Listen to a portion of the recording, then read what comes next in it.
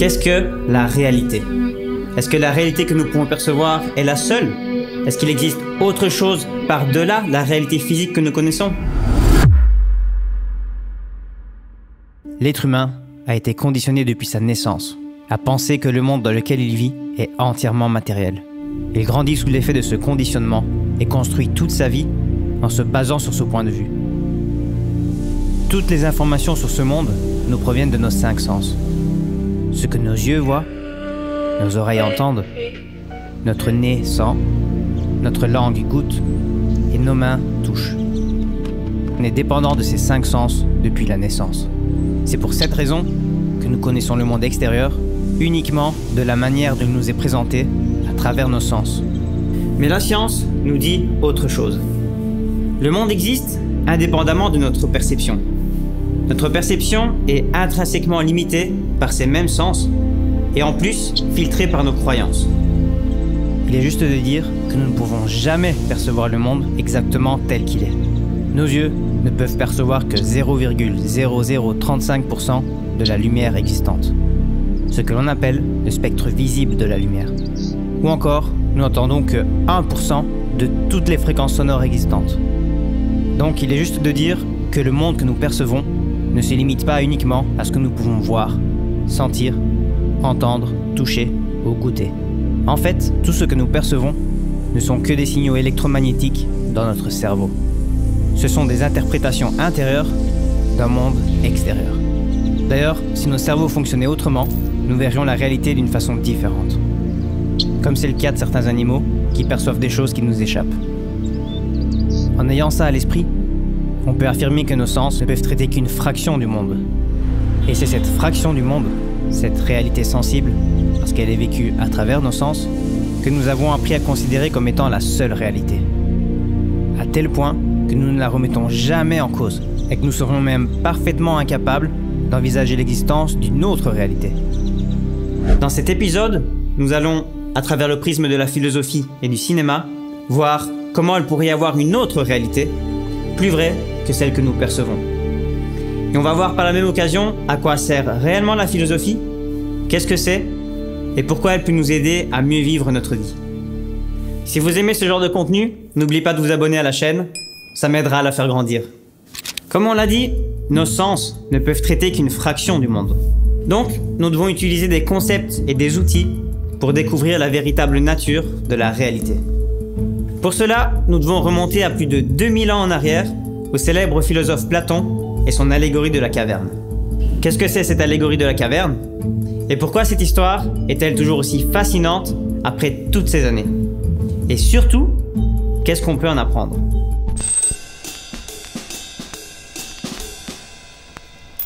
L'allégorie de la caverne est un extrait d'une œuvre plus vaste appelée La République, écrite vers 375 avant Jésus-Christ par le philosophe grec Platon. C'est un texte qui pose des questions philosophiques sur la nature de la perception humaine. Pour illustrer ses idées, Platon utilise une allégorie, qui est une forme de narration symbolique représentant des idées plus larges ou complexes. Alors, que se passe-t-il dans l'allégorie de la caverne de Platon?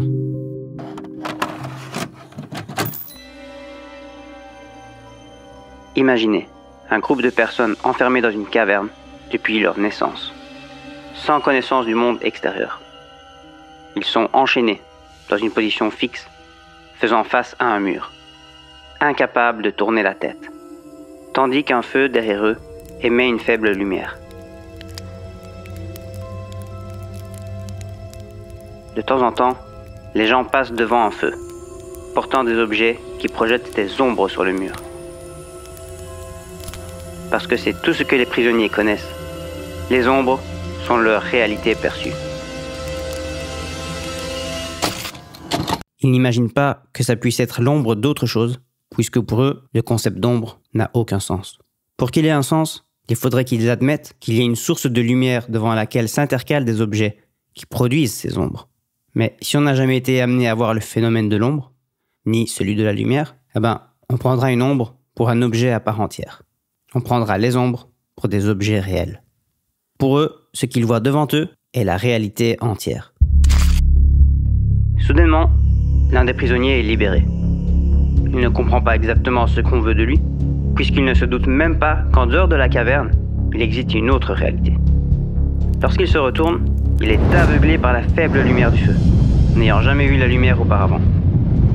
Il a du mal à discerner quoi que ce soit. Ensuite, on lui explique qu'il y a une autre réalité par-delà ce qu'il connaît, et on le force à avancer. Pour sortir de la caverne, le prisonnier doit escalader les rochers. Le prisonnier se trouve maintenant hors de la caverne, et sa première réaction, c'est de se couvrir les yeux, parce qu'il est ébloui par la lumière du soleil. Au bout d'un moment, il arrive à ouvrir les yeux. Il ne peut pas encore regarder le soleil en face, ni le ciel, mais il peut supporter sa lumière. D'abord, il commence à voir les ombres, puis le reflet des objets dans l'eau, puis les objets eux-mêmes. Ensuite, il pourra regarder le ciel de nuit et admirer les étoiles. Enfin, il verra le soleil. Les yeux du prisonnier se sont ajustés à la lumière. Et c'est là qu'il comprend que le monde de la caverne, ce n'est que l'ombre du monde réel. Il prend conscience que la réalité qu'il pensait être la véritable réalité, la seule réalité existante, était en fait une illusion. Il voit qu'un autre monde existait, un monde bien plus beau et plus riche. Il commence à faire la différence entre la réalité telle qu'on la voit et la réalité telle qu'elle est. Par compassion, cet homme nouvellement éclairé décide de quitter le monde supérieur ensoleillé et retourne dans le monde inférieur pour partager sa découverte et essayer d'aider ses compagnons qui sont encore plongés dans la confusion et l'erreur. Et parce qu'il s'est habitué au monde brillant supérieur, il ne peut presque plus rien voir sous terre. Il fait trop sombre pour ses yeux. Voyant sa cécité, ses compagnons prisonniers supposent qu'il a complètement perdu la tête. Ils se moquent de lui d'avoir quitté la caverne en premier lieu et jurent de le tuer s'il essaie de les amener à faire de même, et résistent violemment à toute tentative de libération. Et c'est comme ça que se termine l'histoire. Alors, que sommes-nous censés retenir de cette allégorie ?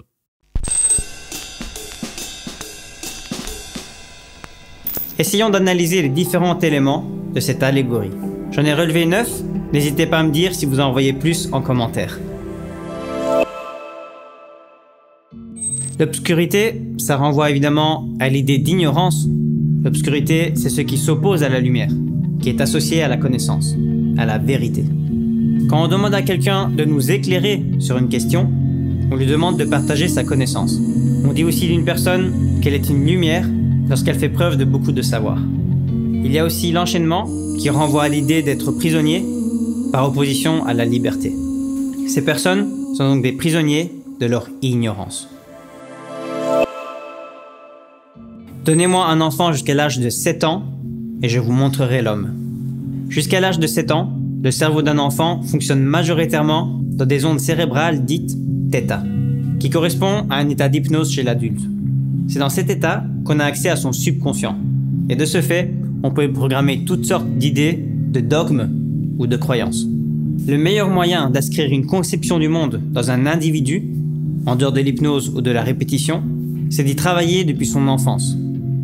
Et plus l'apprentissage a lieu tôt, plus il est facile de le systématiser. Et donc, le fait que ces prisonniers soient enchaînés depuis leur enfance montre à quel point leur conscience est aliénée. Et montre à quel point il leur sera difficile de surpasser leur ignorance et d'accéder à un niveau supérieur de connaissance. L'aliénation, c'est cette impossibilité d'envisager une autre manière de voir le monde, et donc l'impossibilité radicale de remettre en cause ce que nous croyons connaître. Les prisonniers de la caverne sont à notre image, et ils sont à notre image parce que nous-mêmes, nous avons tous été conditionnés par des croyances, des habitudes ou des comportements qui, parce que nous les avons vécus de façon répétée depuis notre enfance, ont fini par s'intégrer en nous sous forme d'habitude. Et l'habitude est une seconde nature. Il paraît très difficile de sortir de l'état d'ignorance quand on est enfermé depuis notre enfance. D'ailleurs, si vous voulez en savoir plus sur le conditionnement, je vous invite à regarder cette vidéo qui s'affiche. L'ombre est quelque chose qui n'a que 2 dimensions, alors que les objets physiques en ont 3. L'ombre d'une sphère est un disque. L'ombre d'un cube est un carré. Donc l'ombre nous fait perdre une dimension de l'objet, un élément fondamental de sa nature. ce qui indique la limitation de notre champ de perception. Et encore, dire que les objets ont 3 dimensions, c'est un abus de langage, parce qu'on ne peut pas affirmer que les objets ont 3 dimensions. Tout ce qu'on peut affirmer, c'est que nous les percevons en 3 dimensions. Ça ne veut pas dire qu'ils le sont, ou que c'est tout ce qu'il y a. Tout ça pour dire que le discours que vont produire les prisonniers sur les ombres est une analogie du discours que nous autres, êtres humains, produisons sur la réalité sensible. Ce discours ne peut pas être entièrement vrai, simplement parce que c'est le point de vue d'un individu limité dans son champ de perception.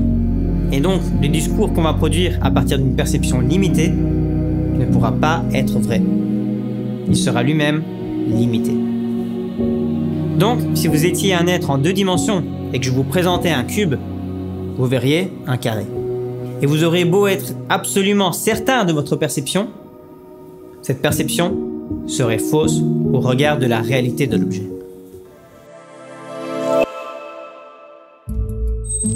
Lorsqu'ils passent en tenant des objets qui feront de l'ombre, ils leur font voir ce qu'ils veulent leur montrer. Les prisonniers sont manipulés par ces personnes qui leur cachent la vérité sur la réalité. Ce qui est une analogie encore une fois. Ces personnes pourraient représenter n'importe quelle autorité ou structure de pouvoir. Ils pourraient être des politiciens dont le but est de nous maintenir passifs et ignorants. Ils pourraient être les médias, nous montrant des images autour desquelles nous construisons nos réalités.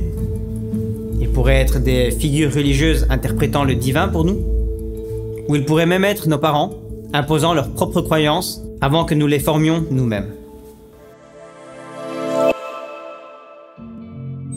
Leur position fixe signifie qu'ils n'ont qu'une seule perspective sur la réalité. S'ils pouvaient bouger et regarder les choses sous différents angles, comparer les choses, alors leur perspective de la réalité serait différente. Une perspective sur quelque chose, définie par la perception, est une réduction de l'information de cette chose. Tout comme les ombres sont une réduction, une représentation du réel objet qui projette l'ombre. Ma perspective sur un objet contient beaucoup moins d'informations totales que la chose réelle. Je peux regarder l'objet depuis l'est, l'ouest, le haut, l'extérieur ou l'intérieur, et chacun me fournira des informations différentes. Mais aucun ne me donnera la totalité des informations sur la situation.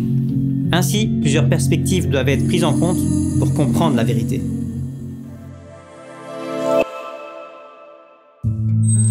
Délivrer un prisonnier de ses chaînes, ça suppose une intervention extérieure. Ça suppose un acte de libération. Ce qui veut dire que l'accès à la connaissance n'est pas un processus spontané.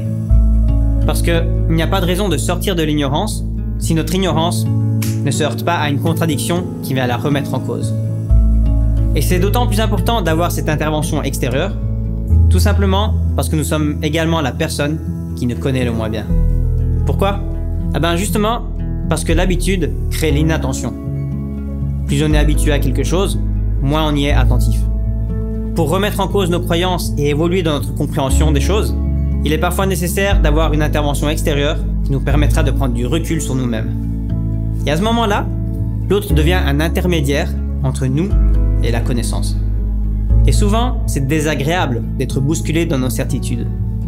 Cette personne va nous confronter à des choses que nous évitons de regarder en face.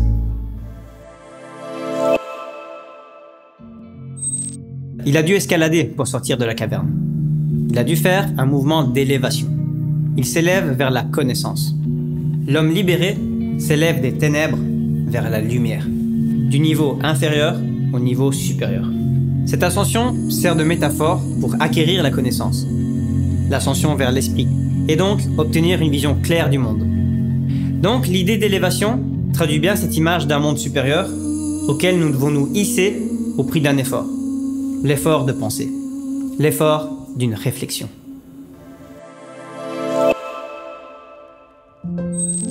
La lumière du soleil, c'est la vérité. Et la vérité nous aveugle. La vérité ne peut pas être regardée en face lorsqu'on a vécu pendant tant d'années dans l'obscurité. C'est une bonne métaphore des effets de la vérité lorsque nous nous confrontons à elle. La vérité nous éblouit parce que nos yeux ne sont pas habitués à elle. Si au début, la confrontation à la lumière de la vérité est désagréable, Platon nous dit que nos yeux s'habituent à la vérité. Et cela prend du temps. Platon souligne aussi le caractère progressif de l'accès à la vérité, parce que l'accès à la vérité ne se fait pas d'un seul coup. C'est pour cette raison que le texte indique que l'ancien prisonnier commencera d'abord par voir les ombres des objets, puis le reflet des choses dans l'eau, puis les objets réels.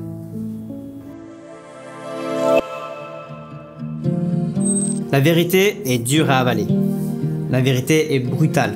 Mais la vérité est aussi belle, libératrice et révélatrice. Mais pourtant, beaucoup choisissent de rester dans l'ombre, préférant le mensonge à la vérité. Parce que le mensonge est plus confortable, plus familier. On y est habitué. Et ceux qui sont capables de voir au-delà des ombres et des mensonges de leur propre culture ne seront jamais compris, ni crus par la masse. C'est plus facile de rester dans un mensonge réconfortant plutôt que d'accéder à une vérité dérangeante.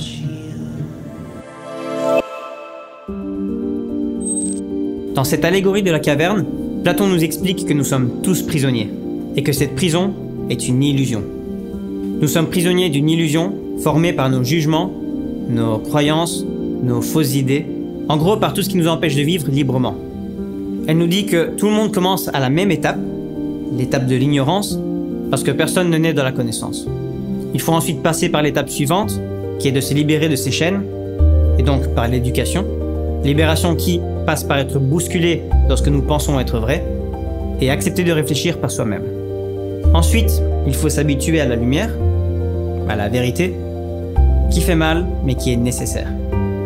Pour arriver à la dernière étape, qui est la connaissance, l'illumination.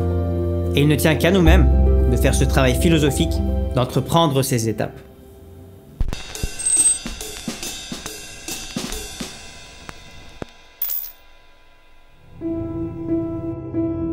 Il y a de nombreuses histoires à propos de personnages découvrant que la réalité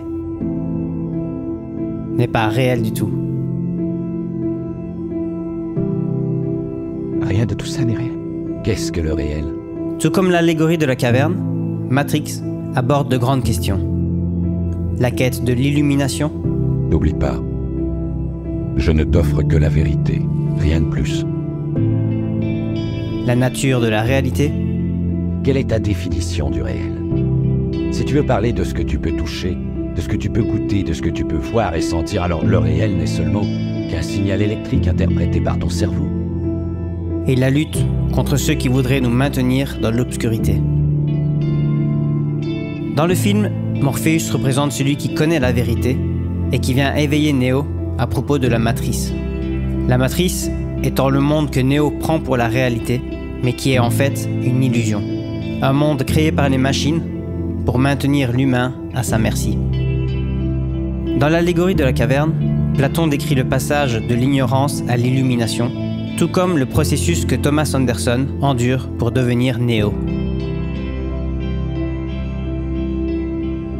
Juste après sa libération, Neo refuse initialement d'accepter la vérité après que Morpheus lui ait montré ce qu'est la matrice. Il ne peut pas croire que sa vie et ses souvenirs étaient une illusion. Dans son œuvre, Socrate se pose la question, à savoir si les prisonniers ne tueraient pas les personnes leur offrant la vérité sur leur existence. Ce qu'il faut que tu comprennes, c'est que pour la plupart, ils ne sont pas prêts à se laisser dépencher. Bon nombre d'entre eux sont tellement inconscients et désespérément dépendants du système qu'ils vont jusqu'à se battre pour le protéger. Dans Matrix, on retrouve le personnage de Cypher, qui, n'arrivant pas à accepter la dure réalité derrière l'illusion de la matrice, trahit tous ses amis et les tue, afin de retourner dans la matrice grâce à l'aide des machines. Platon soutient que pour créer une société utopique, nous devrions être gouvernés par ceux qui ont vu la lumière, plutôt que par ceux qui choisissent de ne voir que des ombres. Il y a 100% de risque d'impact. S'il vous plaît, ne dites pas 100%. Eh bien... Disons 70%. Avançons et n'en parlons plus. Mais on est loin du compte avec 70%. Allez, 60%, c'est un chiffre raisonnable. Un autre exemple serait le film de Truman Show avec Jim Carrey, qui raconte l'histoire d'un jeune homme, Truman, qui est, à son insu, le personnage central d'une émission de télé-réalité diffusée partout dans le monde, 24 heures sur 24. Et Truman ignore qu'il est le personnage de cette émission, parce que la ville dans laquelle il habite est un décor de cinéma. Il ne sait pas que toutes les personnes qu'il côtoie au quotidien sont des acteurs. Et à aucun moment, il ne peut soupçonner qu'il existe une réalité derrière son propre monde, jusqu'à ce qu'une femme lui ouvre les yeux. Vite, écoute-moi. Tout sur toi sont des simulateurs, Truman. Tu comprends? Ils jouent la comédie en permanence. Encore une fois, comme dans Matrix et l'allégorie de la caverne, la libération a lieu grâce à une intervention extérieure. À partir de ce moment, il commence à repérer des choses qui lui semblent suspectes. Tout comme les prisonniers de Platon, il est maintenu dans les limites de sa ville depuis sa plus tendre enfance, à travers une peur qui a été inculquée en lui, la peur de l'eau. Mais c'est par ce moyen qu'il s'échappera quand même, affrontant sa plus grande peur, sans regarder en arrière, défiant l'autorité, échangeant le confort de la sécurité et du familier avec la réalité, dont il ne connaît rien. Alors rien n'était vrai. Il n'y a pas plus de vérité à l'extérieur qu'à l'intérieur du monde que j'ai créé pour toi. Dans tous les cas, l'allégorie de la caverne de Platon, Matrix ou encore le Truman Show, et bien d'autres œuvres encore, nous rappellent que la quête de la vérité et de l'illumination est un voyage difficile, mais essentiel vers la liberté, la compréhension de soi et la compréhension de la réalité.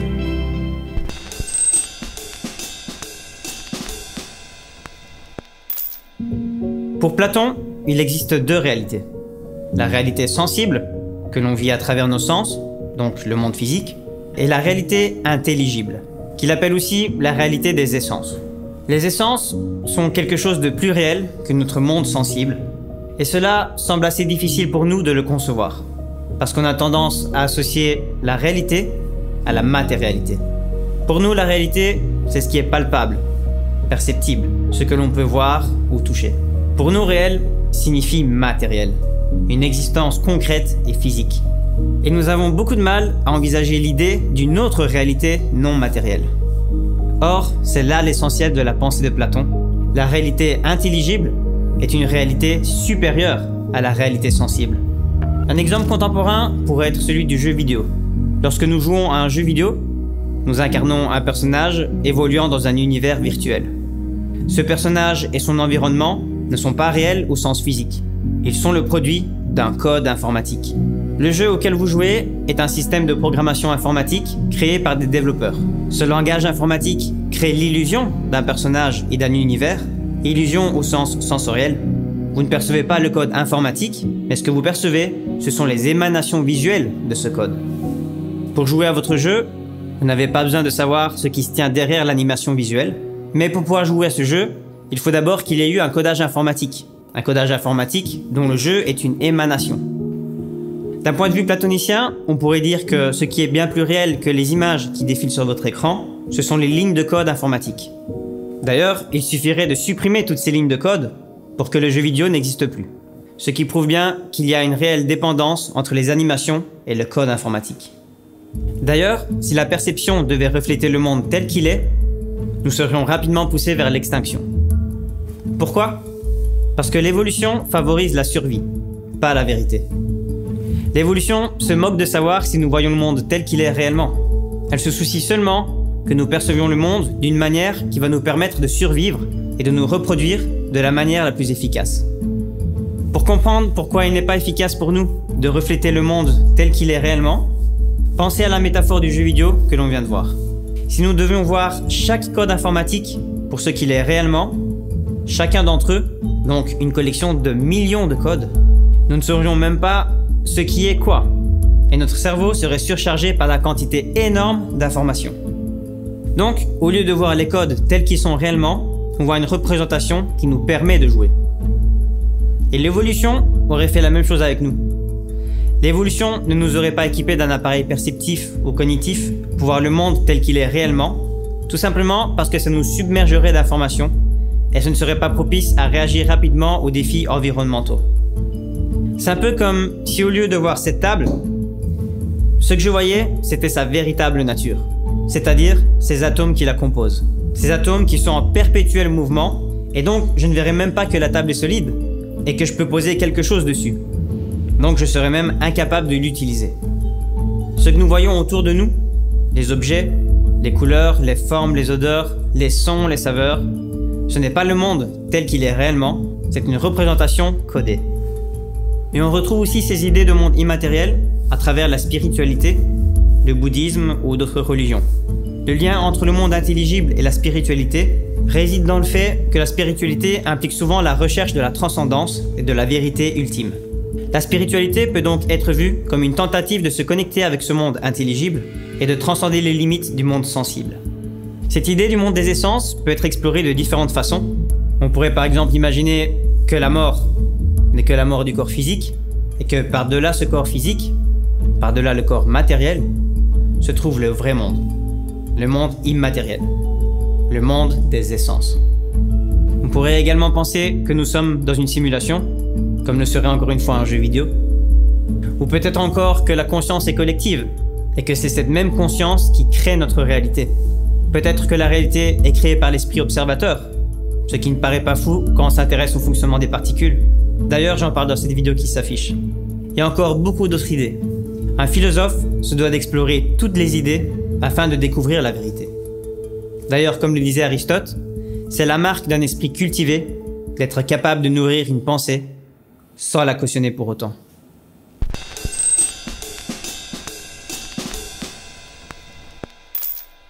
L'histoire de la caverne est une allégorie de la vie de tous les gens éclairés. Les habitants de la caverne sont des êtres humains avant la philosophie, des humains vivant de manière automatique, guidés par leurs sens, guidés par leurs croyances et guidés par leurs habitudes. La médisance est prouvée envers le philosophe revenu, et ce à quoi tous les porteurs de vérité peuvent s'attendre lorsqu'ils ramènent leurs connaissances à des personnes qui ne se sont pas consacrées à la réflexion et qui ont l'esprit fermé. D'ailleurs, au temps de Platon, Athènes avait mis à mort Socrate, considéré comme le père de la philosophie moderne et l'ami de Platon, pour avoir perturbé l'ordre social en ouvrant l'esprit des jeunes Athéniens à la philosophie. Platon savait donc par expérience directe ce que les habitants de la caverne pourraient faire à ceux qui voulaient partager la lumière. Socrate insistait sur le fait que la philosophie n'était pas simplement un exercice abstrait de la pensée. Il considérait que c'était une compétence profondément utile dans la vie de tous les jours et qui devrait être apprise et pratiquée par tous afin de nous aider à mieux vivre, à vivre de la façon la plus éveillée et consciente possible. Selon lui, la philosophie consiste en un examen constant de soi-même, de ses pensées, ainsi que de la vie elle-même. Elle nous encourage à adopter une approche critique et réfléchie face à la vie et aux problèmes auxquels nous sommes confrontés. Et elle nous aide à cultiver un sens de l'émerveillement face à la vie. En fin de compte, la philosophie nous invite à mener une vie examinée où nous cherchons constamment à approfondir notre compréhension de nous-mêmes et du monde qui nous entoure. La philosophie est une quête de sens. Un philosophe se demande toujours pourquoi, afin de se rapprocher de la vérité. Et pas besoin d'avoir fait des études de philosophie pour philosopher. Il suffit simplement d'utiliser son cerveau pour se poser des questions. Le contraire du philosophe étant la personne qui suit aveuglément ce que tout le monde lui présente comme étant la vérité. Celui qui n'utilise pas sa faculté de penser par soi-même. Au final, très peu de gens se laissent aller à cet exercice. On préfère écouter les médias, nos professeurs, nos parents, nos amis, nos gouvernements. Ils nous disent quoi penser, comment vivre, comment agir, ce qui est vrai, ce qui ne l'est pas. Et c'est plus facile. Ça ne demande pas d'effort. D'ailleurs, si ça vous intéresse, j'ai une vidéo sur le sujet, comment penser par soi-même, et une autre sur comment se libérer des mensonges de la société.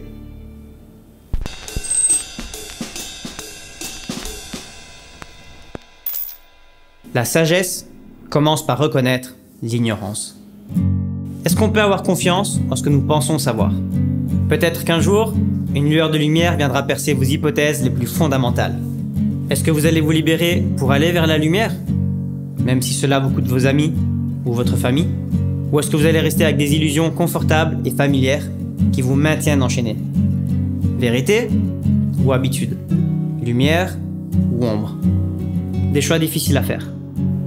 Mais sachez que vous n'êtes pas le seul en quête de vérité. Si vous utilisez les outils de la philosophie afin de toujours questionner chaque chose, vous trouverez la lumière. Et surtout, ne pensez jamais savoir, parce qu'il n'y a que lorsqu'on ne sait pas que la perspective de savoir apparaît. J'espère que vous avez aimé cette vidéo. N'hésitez pas à mettre un pouce bleu, à vous abonner et à commenter. Ou encore mieux, de la partager, afin d'éclairer vos amis sur la nature de la réalité et de les faire sortir de leur caverne. On se voit au prochain épisode.